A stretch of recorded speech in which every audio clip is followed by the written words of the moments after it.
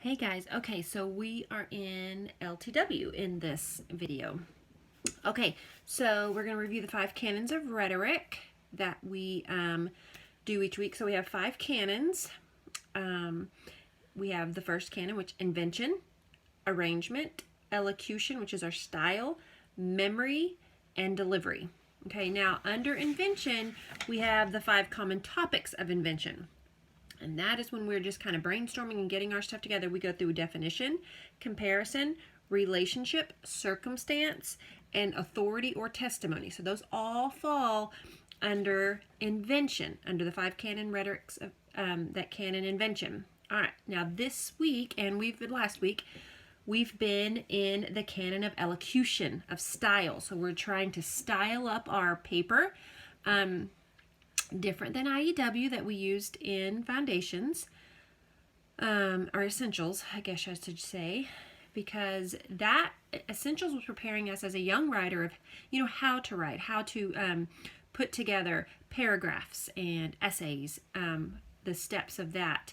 And now we're older, we're moving into LTW. It's a thinking program. It really has us thinking about what we are writing and why we are writing persuasively. So let's remember that a persuasive paper or speech, because that's what we're trying to do. We are trying to persuade someone through writing our paper or giving a speech, okay, to persuade them to see our point of view.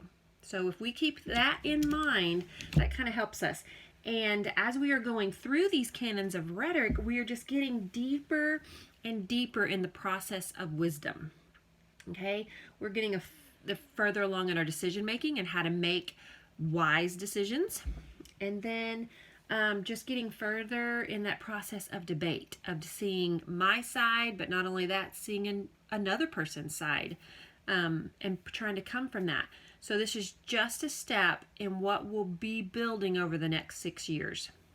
And I try to give you that bigger picture to why CC chose LTW.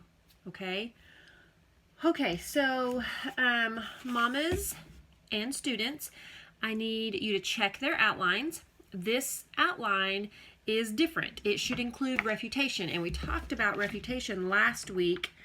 I'll kind of hold up. This is the student's guide. I'm on page 72.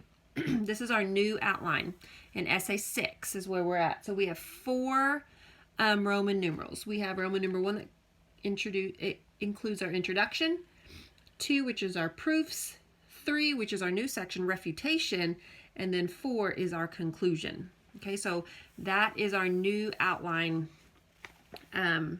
for essay 6.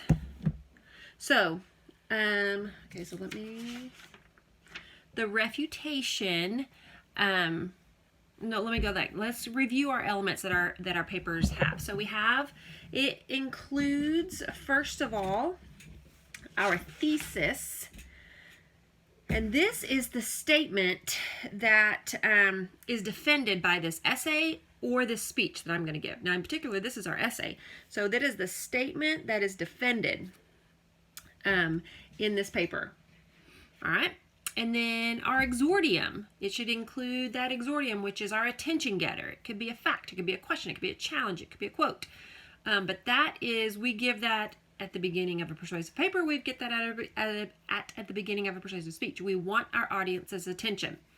And then we have division, okay? And that is that precise statement of agreement and disagreement between the writer and the opponent. And why we say opponent is because, remember, this is persuasive. We are trying to persuade someone. The person we are trying to persuade typically doesn't see the things how we see them. So they're classifying them as the opponent, that you're trying to persuade them to your way of thinking. Ultimately, it is the gospel, that we want to persuade unbelievers to see the one true God, the Messiah, for who he is.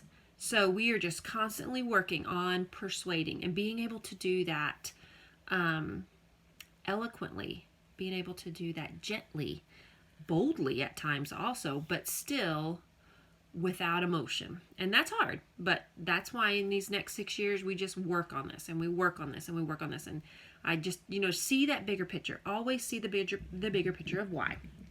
Okay, our next element is the antithesis. So the antithesis is, that's what we add to our paper, and it's a difficult one. It is, because when we hear them in writing, great pieces of it, or I guess a quote of antithesis, when we hear those, they stand out in our mind.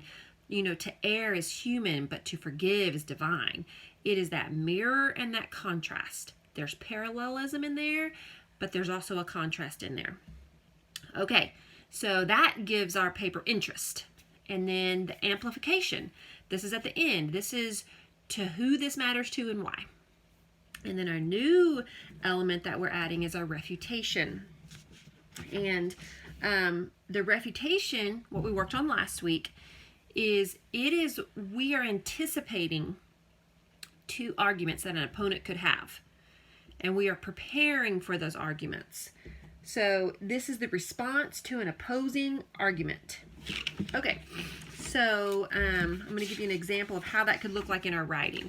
Now we talked about, last week, we had our thesis, and then we wrote our counter thesis, which is the opposite of that, and then we wrote some counter proofs to support that. So in our writing, it could look something like this. Some people argue that she should have blank, but we see these arguments are invalid because of blank.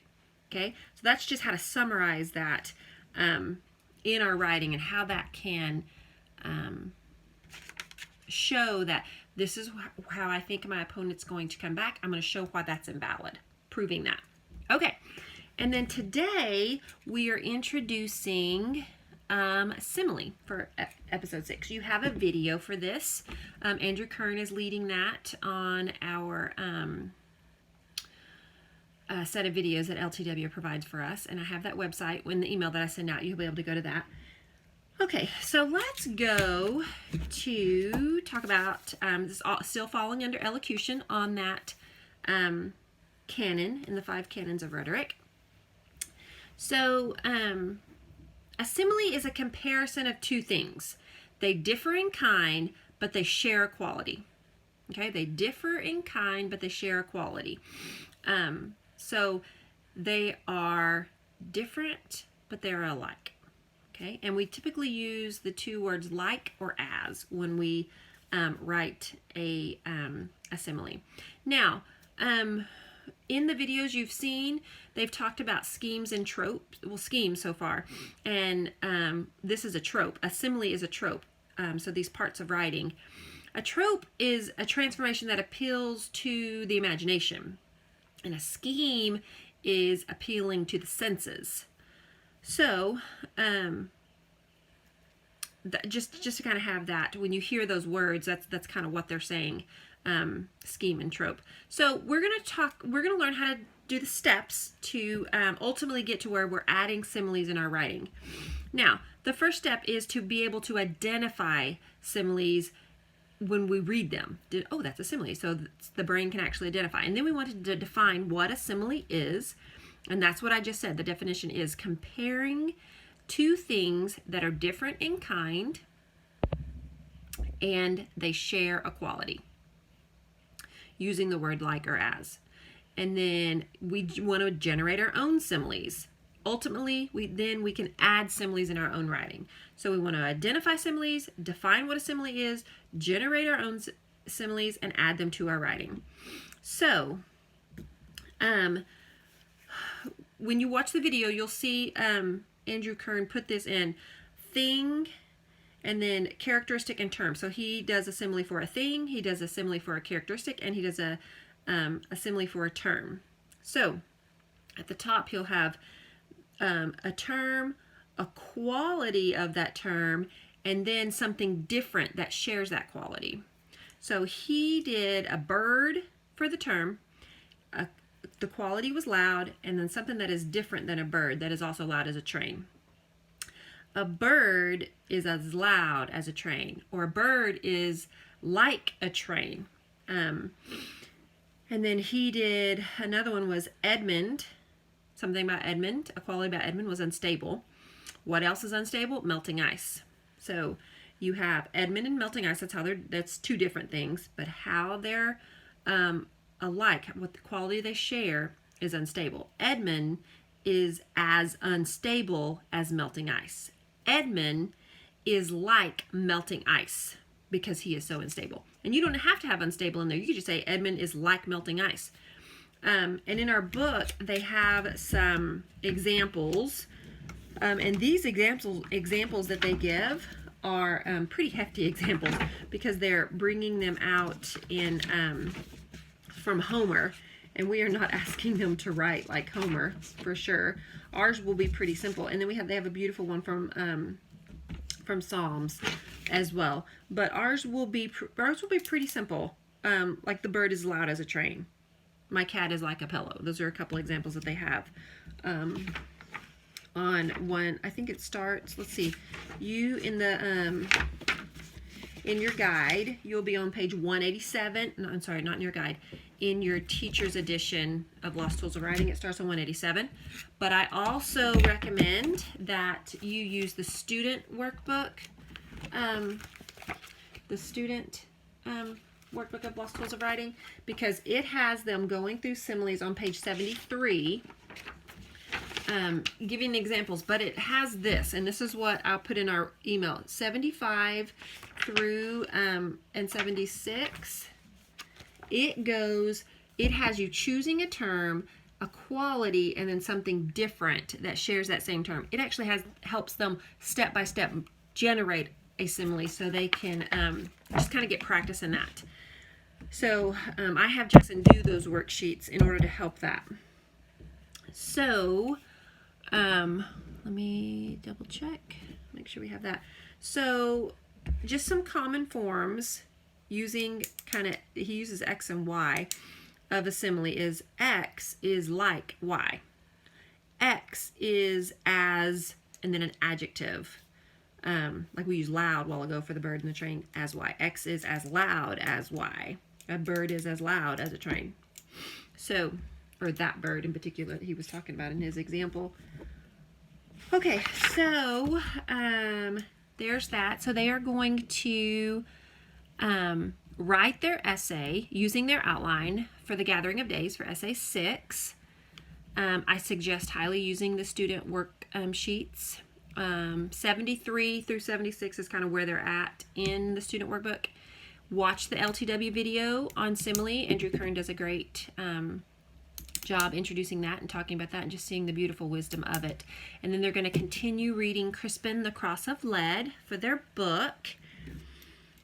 The novel, that's our next to last novel. We have one more novel after that, The Bronze Bow. And then I think that covers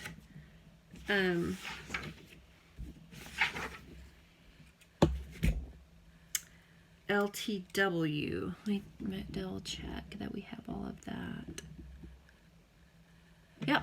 Okay. So if you have any questions, call or text, and I'll kind of help you through that if need be. Okay. Okay. See you later.